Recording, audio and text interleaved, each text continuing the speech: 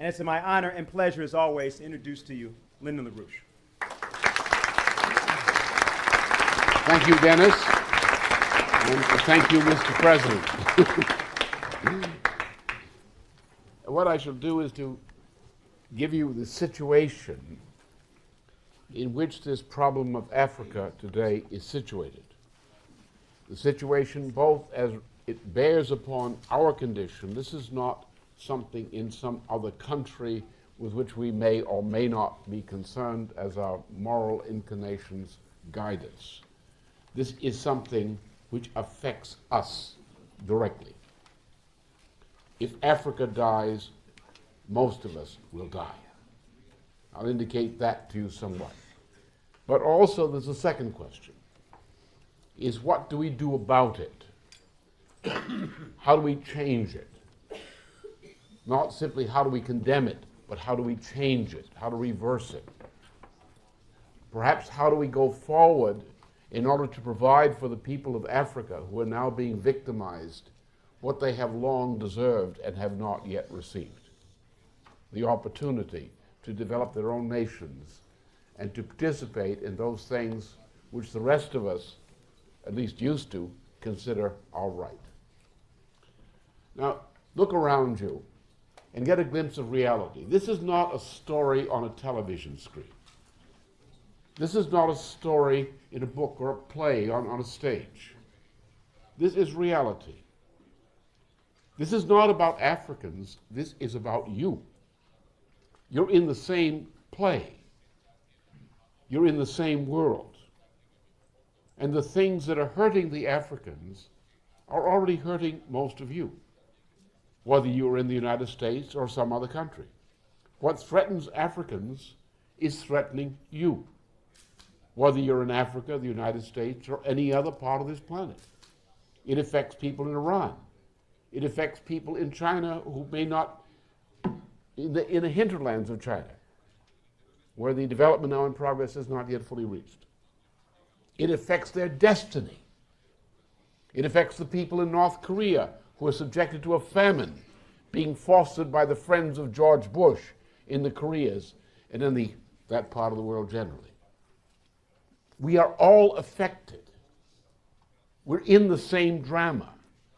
The same evil that is killing Africans is killing us, or will kill us soon. The same evil is responsible for blown out credit cards in the United States, for the increase of the death rate, for the person that has turned away from the hospital that no longer exists to die, for the person who is left on the streets to die because they didn't have the right cards to be admitted for treatment, for the people who are suffering from diseases because of the deterioration of the environment, or suffering from diseases, epidemic diseases, which we once brought under control. The people who are hungry, the people who are afraid of certain parts of the city where people are killing in a kind of new age orgy of drugs and death. Little children, teenage children are considered the most dangerous criminals in this country. It's part of the same problem.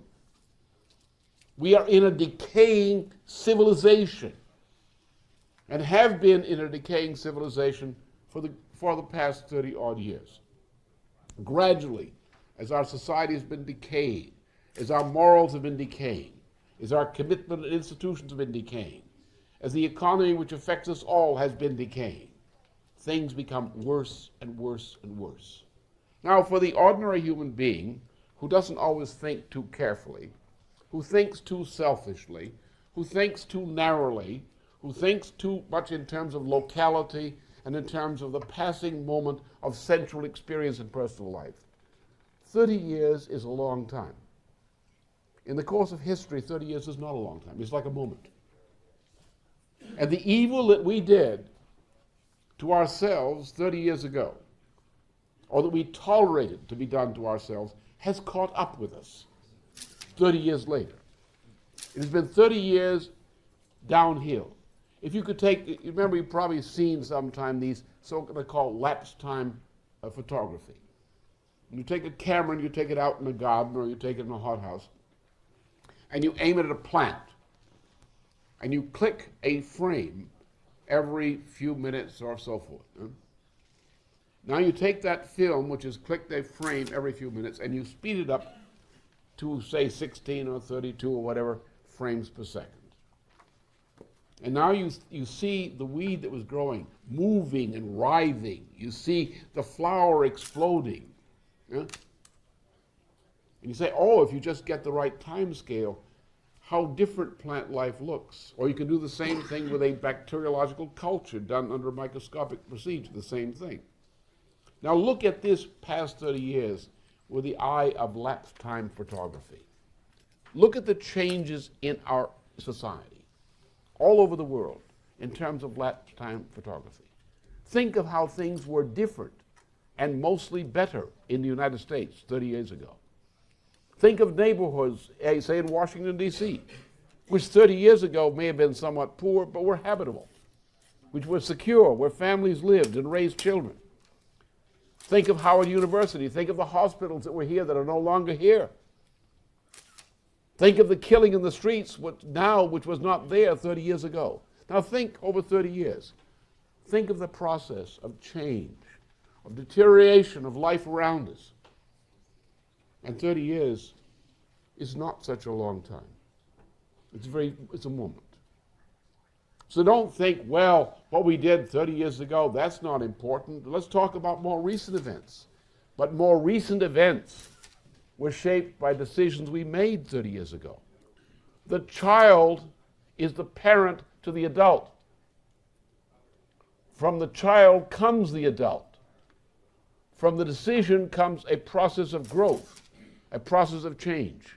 And to understand how the change came about, you've got to go back to when the change started. We changed our values, we changed our ideas. 30 years ago, we were a very bad and shocked nation here. We had just gone through two great shocks, and some other shocks as well. The first shock was 1962, the Cuban Missile Crisis. And you had people going to church who didn't know what one was and crowding in. That was a short period of time, but they did it. You had even Washington bureaucrats going to church. And everyone knows they're heathen. Then you had, 13 months later, you had the assassination of a president of the United States who had been a hero. And nobody did anything about it. They did what the old Southern sheriff used to do when a woman was reported to be raped. Even before he found out if the woman was raped, he'd go out and find some poor boy out there, grab him and hang him. And they took this Lee Harvey Oswald, who was actually a government agent, who had actually sent a telegram to J. Edgar Hoover warning against the threat of an assassination in Dallas-Fort Worth. And they took him out and they hung him. They shot him. And then they tried him after he was shot with no evidence. They had a commission to invest. They didn't allow a trial to occur, which should have occurred in Texas. They set up a special commission among people who included those who would help to arrange the killing of the president. They called it the Warren Commission. And everybody knew it stunk. And these two shocks, the fact that the missile crisis, where everybody thought they were going to be vaporized by nuclear weapons coming in on missiles the following day. And they faced that reality in a period of a week or 2 weeks here. And the second thing, a president was shot. Then you had the shocks after that. You had the shooting of Malcolm X. Then you had the shooting of Martin Luther King, which was almost the end of our morality. And nobody cared about that. We all knew who was targeting Martin Luther King. It wasn't some poor guy who didn't even know what rifle to buy, who struck a plea bargain to keep from being executed. We knew it was J. Edgar Hoover. We all knew it. Everybody in the movement knew it. Everybody who was watching knew that J. Edgar Hoover was involved in the killing of Martin Luther King. He was his avowed enemy. Now, what did that do to the America people who had gone through the shock of the missile crisis, who had then gone through the shock of a president being killed, or a lot of young people in this country who are baby boomers, that we call them today, who had been involved in the idea of truth, and to them the civil rights marches and the civil rights movement as expressed by Martin Luther King's leadership was that truth. And Martin wasn't just a civil rights leader. He was something special. Martin was a man of Gethsemane. He was a man who could say, as he said before he died, he's a man who could walk to the mountain or into the Garden of Gethsemane and be presented a cup and say, if it is thy will, I will drink of this cup. And he did. He said it. This is not an ordinary man. And to lose such a man is a great shock. And all the people in this country who were at that point sensitive and moral and cared, they were driven into deep cultural pessimism by these events. And when you take a people like ourselves, some of us are tougher. I'm tougher in some ways. But most people aren't tough. I know that. I've lived in this society and had to gauge myself against my fellow Americans and others. And most of them are very weak compared to my standard. And I say, well, you've got to save these people despite the fact they're weak. So if I'm tougher, I'll just have to make up for their weakness and try to give them some courage. But when people are hit like that, you get an effect which was sometimes called in World War I shell shock. In World War II, we had another name for it. We called it combat fatigue. I don't know what they're calling it now. They're calling it the midlife crisis, I guess. But in any case, when people are in those kind of events, or people witness or participate in a mass disaster like that bombing that occurred in the Oklahoma Federal Building, some catastrophe which hits them immediately, a great storm, a great calamity, people who are not adequately prepared in character and other ways to deal with these things become like frightened sheep. They become highly suggestible. Now, how did they do that to us? These events were used to play upon the broken spirits, the fear of people in the United States and also in other countries. And they introduced a great change in the standards of morality which had prevailed up to that time. After the shooting of the missile crisis and the following shooting of Kennedy, and then finally culminating with the killing of Martin Luther King, this country was no longer, and this people of this country were no longer the people they had been at the beginning of the 1960s when John F. Kennedy was elected. They had changed. They had become demoralized. Those of us who study history know these things because we have seen things. For example, after the terrible period following the French Revolution, which was actually organized from London, France went through a great agony, which culminated in the rise of an evil man called Napoleon Bonaparte. Napoleon Bonaparte plunged all Europe, together with his adversaries, into a series of bloody wars. The population of France was almost depleted as the young men of France were dragged off to fight these wars and the great losses from Napoleon's wars. Then, at the end of this period, the most reactionary and evil forces in Europe set up a tyranny, a dictatorship, which is called the Congress of Vienna, sometimes called by those who knew it the Sexual Congress of Vienna, because the Congress was not arranged by the monarchs and others and the other aristocrats who attended it, because they weren't at the conference sessions.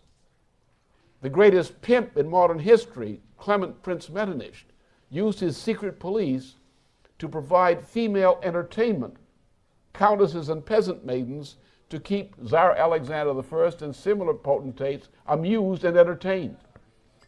while a few bureaucrats in the back room worked out the agreements under Metternich direction and the direction of some others, which were imposed on Europe by the Congress of Vienna. All Europe was plunged into a great period of cultural pessimism under an evil feudal reaction, jointly run by the Holy Alliance and the British Empire. And in that period, the people who had been good people, in large part in the prior period, became culturally pessimistic and turned into evil people, people who did evil things. And we are still to this day paying the price in European civilization for the effects on the minds of human beings, European population generally, of that evil reactionary abomination, the Sexual Congress of Vienna. Then we had the experience of this century of World War I, a war which had never been fought, in which the wrong people won. The British started it, and they won it.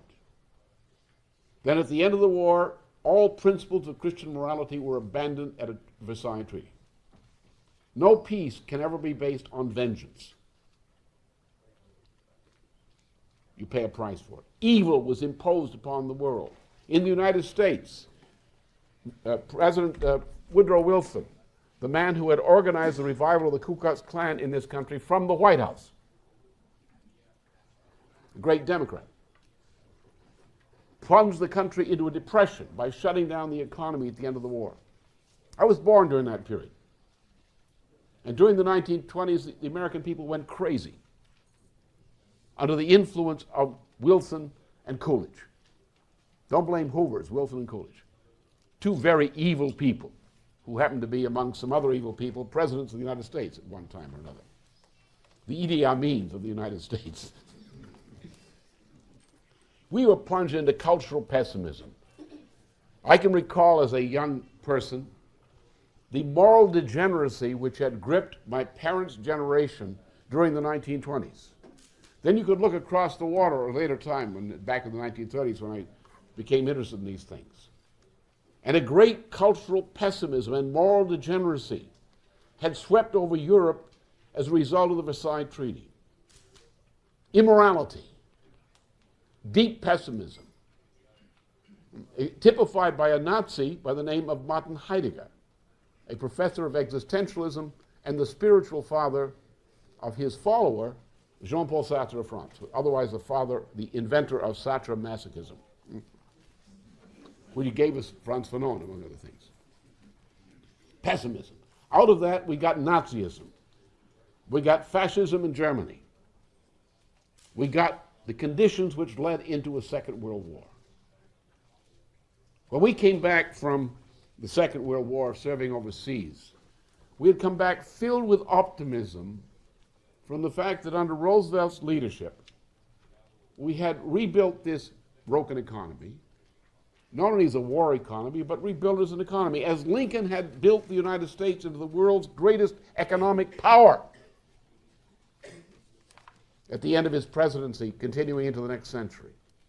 The great industrial revolution of the 19th century began here in the United States. In the middle of the last century, the United States was economically the most advanced, most powerful, militarily, economically, and in technology in the world. It was American technology which, blended with German science, created the industrial revolution in Germany in the last quarter of the last century. We were demoralized too. The history of this country is full of the demoralization. Is when the other side, the spawn of the Confederacy, such as Grover Cleveland, Teddy Roosevelt, and Woodrow Wilson, all great admirers of the Confederacy, took over and plunged us into Great Depression. During the same thing that happened as a result of the 1960s. And when you look at history, as I've just described a few highlights, it's easier to understand. You go into the philosophy departments of our universities and junior colleges or so-called community colleges today, and in what passes for philosophy departments do they teach? They teach the doctrine of the father of Nazism, Friedrich Nietzsche. They teach the philosophy of a similar existentialist, the Nazi professor Martin Heidegger. They teach the philosophy of Jean-Paul Sartre and Frantz Fanon, who is a student of Sartre, all of whom are Nazis. The common characteristic of the list of the retinue that the President described are from Dar es Salaam University. What they were educated in that made them Nazi-like butchers, and they are Nazi-like butchers. If you read their speeches and statements, you'll recognize that. They were trained in Nazism at Dar es Salaam University under Julius Nyerere, then the president of Tanzania, who was the British intelligence controller for that region of Africa at that time, who controlled every government except his, and they got rid of him, in Uganda in that period. They controlled the succession of power. The guy that brought Museveni to power in Uganda, all trained together with the present dictator of Eritrea, the present dictator of Ethiopia, the present dictator of Rwanda, the present dictator of the so-called resistance movement in invading Sudan, John Garang, the criminal who turned politician, Laurent Kabila, one of the worst criminals ever to appear on the face of this earth, and I mean just straight criminal, who is now the so-called president-designate of Congo. The same Frantz Fanon, that's what they were indoctrinated. Frantz Fanon wrote the Mein Kampf of Africa, in which many people in this country also were educated as a liberation philosophy. We have in this country, in our universities, we are saturated with admiration among our young people with the teaching of people who are part of the same tradition and express the same philosophy as the Nazis. The Nazi philosophy, which is typified by the teachings of the Nazi professor Martin Heidegger. You have people who are otherwise influenced by Adorno, Theodor Adorno. Theodor Adorno of the Frankfurt School. Hannah Arendt, who's Adorno's friend and also Martin Heidegger's friend.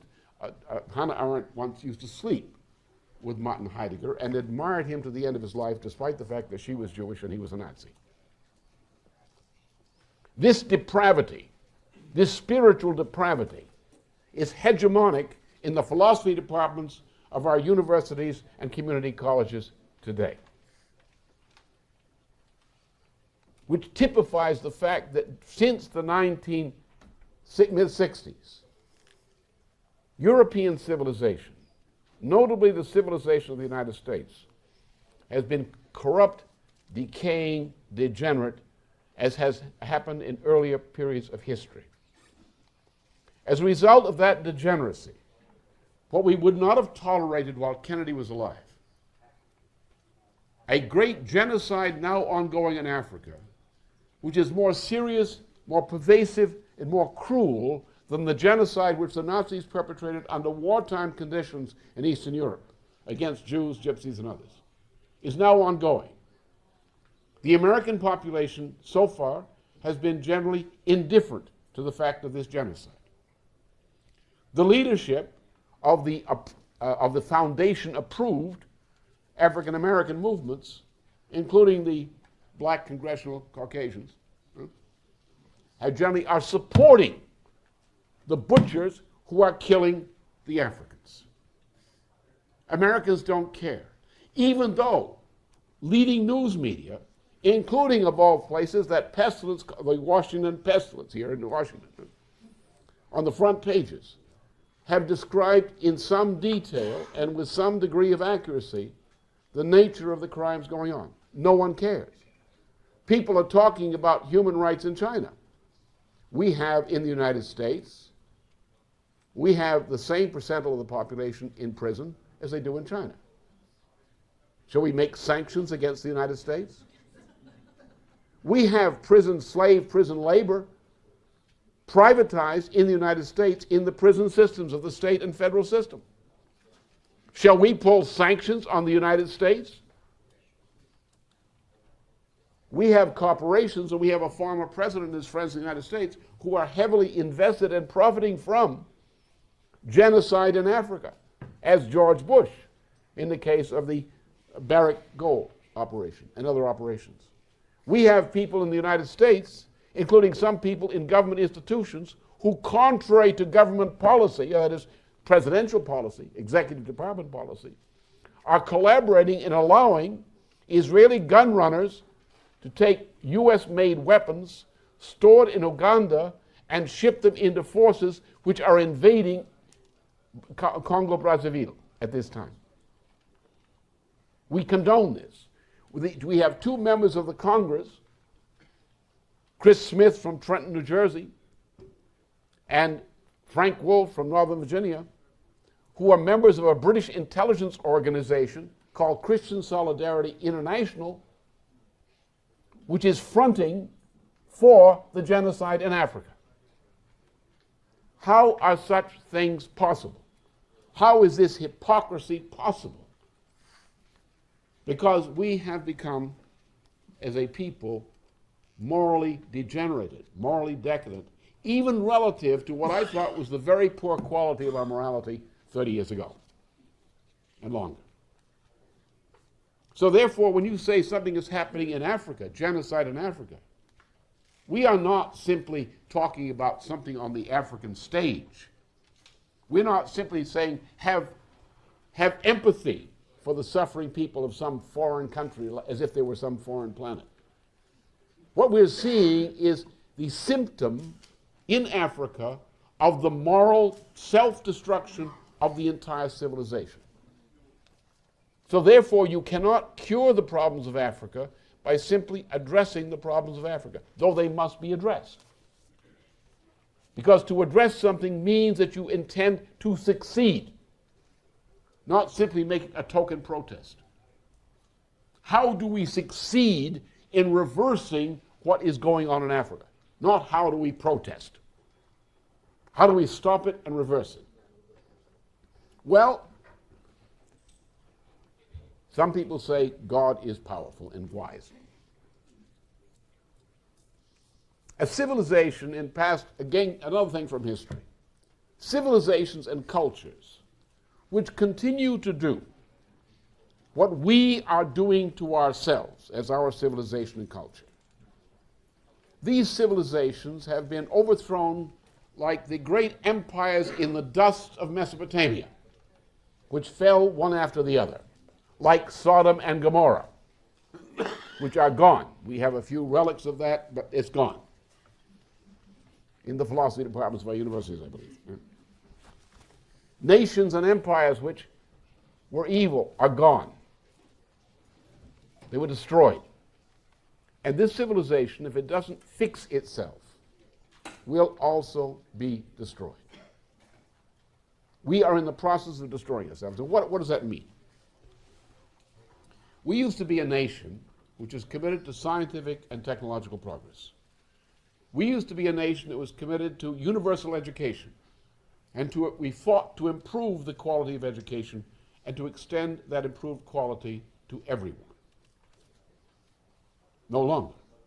In the middle of the 1960s, under the influence of a cultural shock, we went from a nation committed to scientific and technological progress to a post-industrial utopia.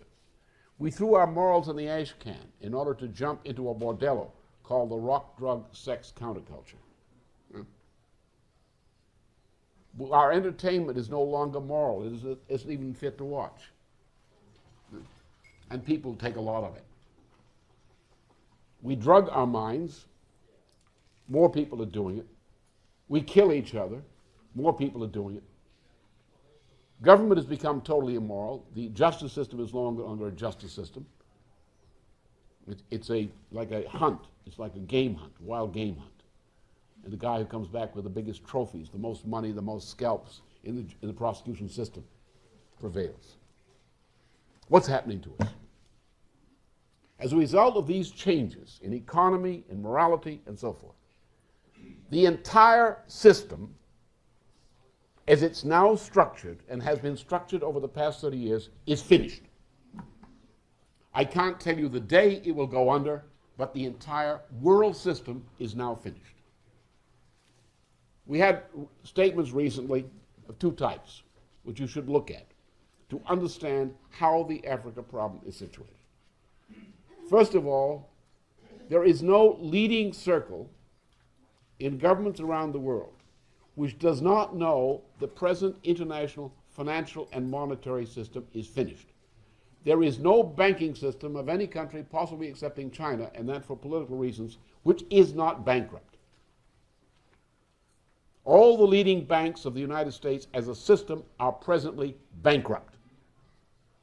They're dead. It's just a question of when they fall over. We have been through a crisis this year for about 1 month's duration, from mid-March to mid-April. A shock, a financial shock. We are now headed toward a far more serious one, which may not be the last shock before the system goes under. But the leading leaders of governments and other institutions, such as the Bank for International Settlements, in a recent report, the discussions in the back room preparatory for the G7, G8 meeting, which the heads of state will be attending, are discussing this problem, that the international financial system and its banking system presently are bankrupt worldwide. Not one country, not some other country. They're all bankrupt. And the crisis which is upcoming, triggered by an international real estate bubble crisis, tells everyone that sooner or later, and probably sooner, the big one is coming, when the whole system goes under. What they will be discussing as they walk into the G7 meeting, where the president will be as a speaker, they will be discussing how to try to hold the system together a little bit longer before it blows. In Europe, there was an agreement imposed upon Germany as a condition of unification, imposed by George Bush and company some years ago, 1991, called the Maastricht Agreement, which is an agreement to dissolve the sovereignties of the present nation-states of Europe and to set up a common European currency and a common unrepresented, unelected government as a dictatorship of overall Europe, called the Maastricht Treaty. Up until a short time ago, everyone was convinced this was going through. Then came rumblings, mass strikes, eruptions over unemployment, protests against austerity. Every time the Germans cut the budget, the national budget, in order to meet Maastricht conditions, the fall in the tax revenue base was greater than the amount of budgetary cuts. So every time we cut the budget, the budgetary problem got worse. It happens also in the United States, not as severely. It's collapsing. Now that is doomed. The Maastricht Agreement, while there's a temporary agreement on that effect, continue that, is doomed. It's finished. It's not going to happen. In the midst of this, several other things are happening, which include the statement on Africa by the president recently, which include promises for job-creating programs and things of that sort. These are occurring in Europe. They're occurring in France. In particular, they occurred at the Amsterdam Summit. They're being discussed at institutions in Germany. They're being discussed here. People will be cynical and say, yes, these are fine-sounding programs, but there's no money behind them. Don't be fooled. Don't be fooled. These are very serious discussions, because everybody in a leading position who has any sense at all in and around governments, whether in the United States government or any other government, knows this banking and financial system is finished. No one can save it. The question is, what do you do? And the image that comes to mind in the United States is Franklin Delano Roosevelt, who took us out of a Great Depression, out of a Wilson Coolidge Depression, and under the guise of a war economy, made this nation again the most powerful nation on the planet. And all of us who went through that experience, and those who heard about the experience, said there was a time in the midst of a great crisis when a great president once again reached out to uplift and mobilize the nation to rebuild the nation and to revive it. We need a president to do that, they tend to say. And you've got Bill Clinton. Well, you say, well, Bill Clinton's president. This is going to come on his watch. you're going to have to make Bill Clinton the president who can do what has to be done. It's what you do if you're a citizen. If the president doesn't lack some abilities, you find ways of giving him the abilities he needs and the encouragement, which may take various forms, including harsh ones, to get him to do the job. So what's happening is it's not a hopeless situation. It's a division of the waters. It's a fork in the road. You cannot go backwards. The bridge you just came across is collapsing. There's no way back.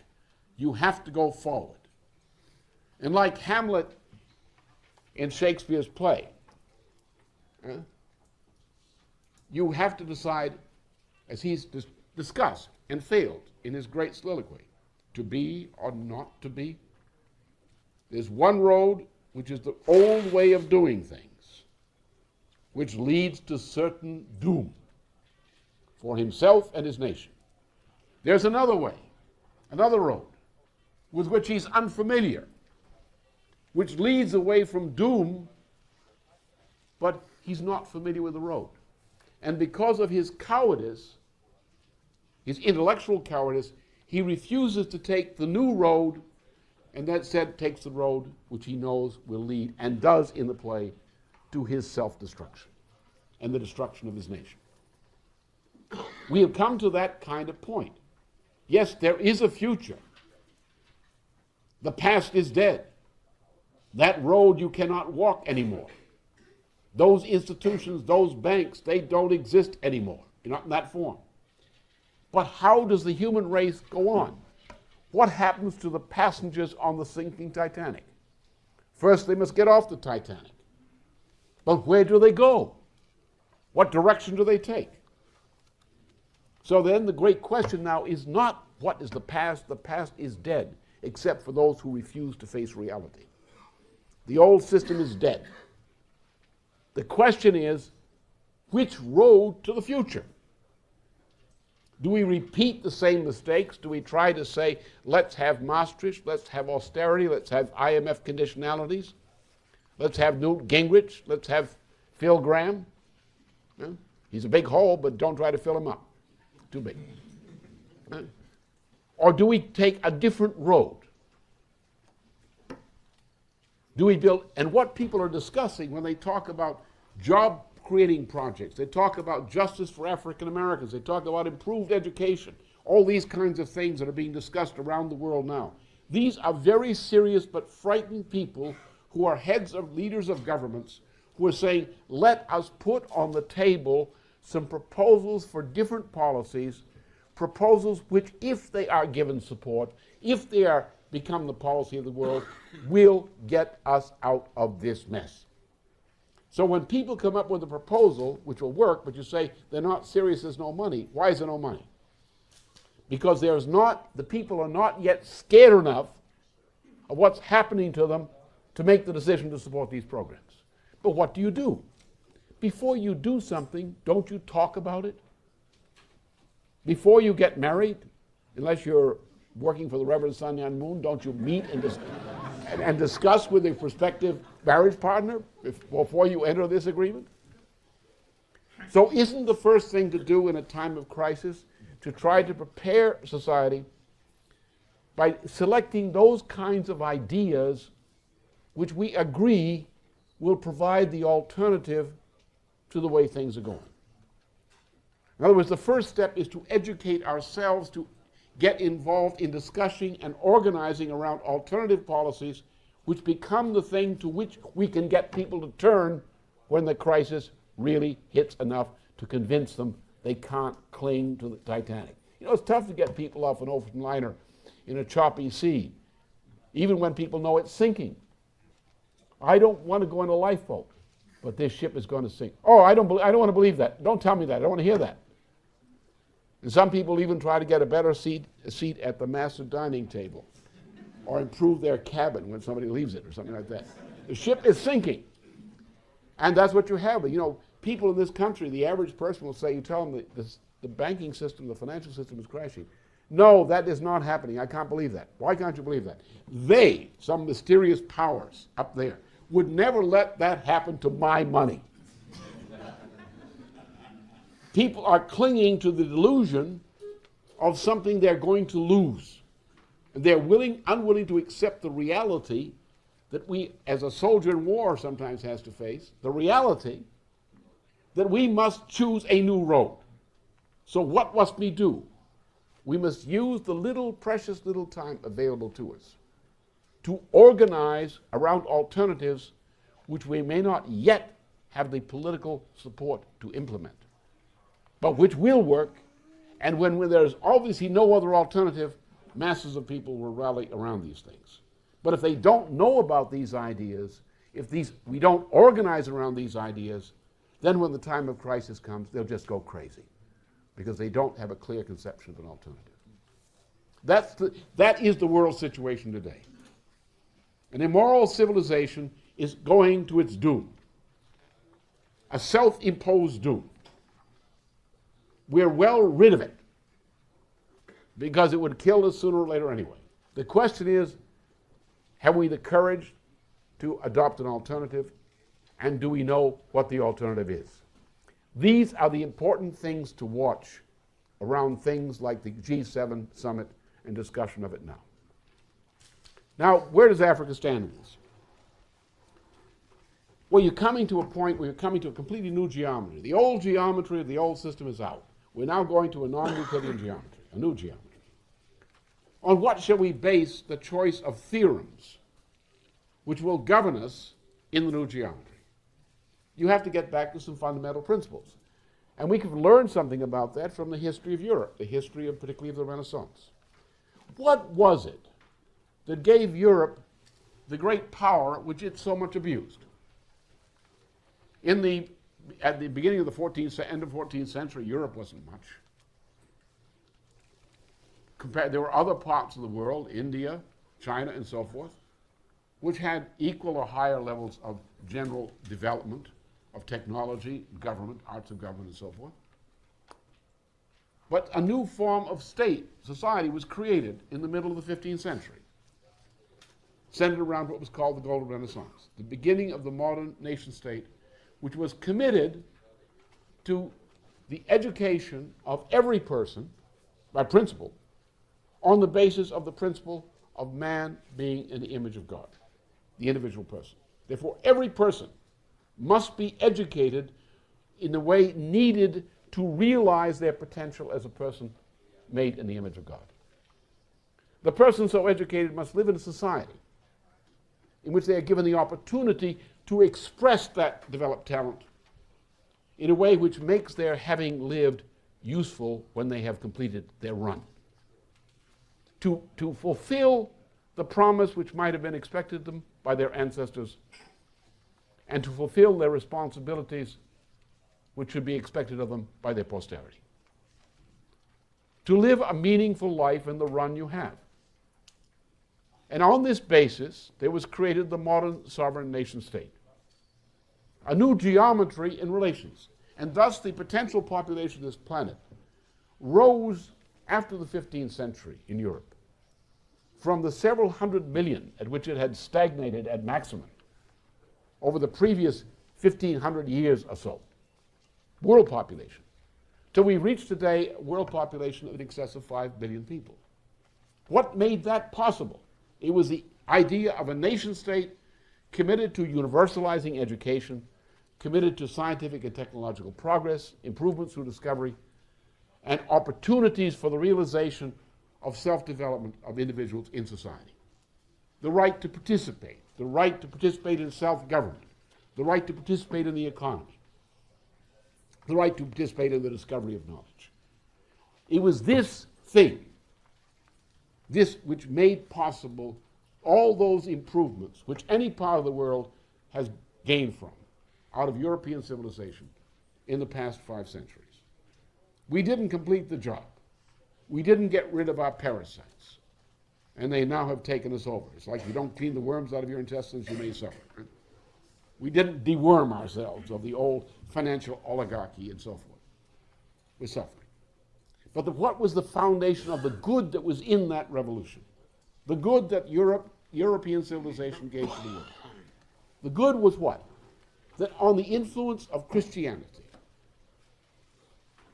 we recognized the need to create a form of society which is based on the principle that every person is made in the image of God. And that the test of this quality is the ability of man to, as Genesis prescribes, to increase mankind's dominion over the universe, increasingly by this process. This is what Africa has been denied. This is what we have denied ourselves in the course of the past 30 years, that principle. And this is what Africa requires. The right to have every African life, individual life, treated as the life of a person made in the image of God. The right to the forms of society which are consistent with that noble quality. The right to that kind of development. Now, if we try to fix Africa, just go in and fix it or do something right, it isn't going to work. Because the axioms that are now ruling the world say that man is not made in the image of God. Say that there's an excess of population in Africa, which is a big lie. Well, if you want to start with excess population, you go to London, for example. You want to take per square kilometer of land area, or take Belgium or some other country. You compare the population density of Africa with all its riches in sub-Saharan Africa with what is true in these countries. No, Africa is not overpopulated. It's underpopulated by education and opportunity, and it's overpopulated by Kabilas and other followers of George Bush's and people like that. No, but their principle does not exist in making a decision and making a policy. What belief guides you to make that decision? What rule must guide the bureaucrat? What rule must guide the government, must govern international relations to decide what it is are we going to do? And that will determine what happens. We must establish the axiomatic rule, not a do's and don'ts list, but the axiomatic rule, that no policy must be made which is not consistent with the fact that every human being is made in the image of God, and that their life is sacred on that account. Not only that their biological life, but their right to development and their right to participate in society on the basis of that principle. That relations among states, relations within states, laws passed by governments must submit themselves to those principles. The only hope we have is to look at this horror and turn this horror of Africa, horrors which are similarly represented in other places, and turn that into a lesson quickly and say, this is what we are seeing. We are seeing a great civilization which is destroying itself because it has denied the right of human beings in Africa and elsewhere, the right to be treated as persons created in the image of God. Has denied them the right to participate in their society, the right to honor their ancestors for what the ancestors gave them, the right to give their posterity what their posterity has a right to expect of them. And we must restore law, that principle of law. We must use the crisis, which discredits this enemy of ours within, this great financial crisis, this collapsing system, to improve upon what people like Clinton and others are discussing today in terms of proposals, pilot projects for a better future.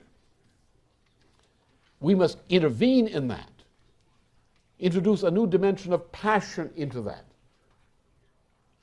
and say we need a new civilization. We need the right turn in the road as we go from the broken past to the hopeful future. We must not repeat what Newt Gingrich and similar devils wishes to do.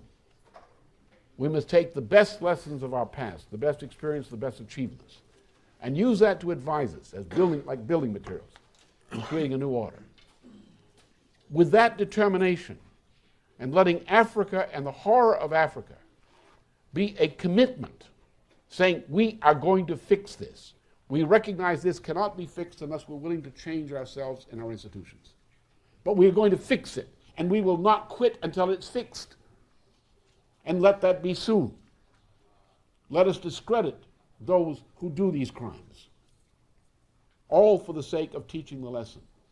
What is the quality of mind that's fit to lead a nation? What is the quality of government which is fit for nations? What is the quality of law which must be efficient to protect the nation, the peoples, and the individuals? So I would hope that the lesson of what we're doing with Never Again is not simply seen as a humanitarian fix-it project. Yes, we must fix it. We must save every life we can save as quickly as possible. But I think we shall not win unless we understand our situation. This is not something that just happened. It happened because a great civilization is in great advanced moral decay. It's on its last legs. A financial system which is looting Africans, which is on its last legs. A financial oligarchy which is killing Africans, which is doomed to be crushed. Let us learn the lesson. And as this civilization dies, let us give birth to a new one, and quickly. Thank you.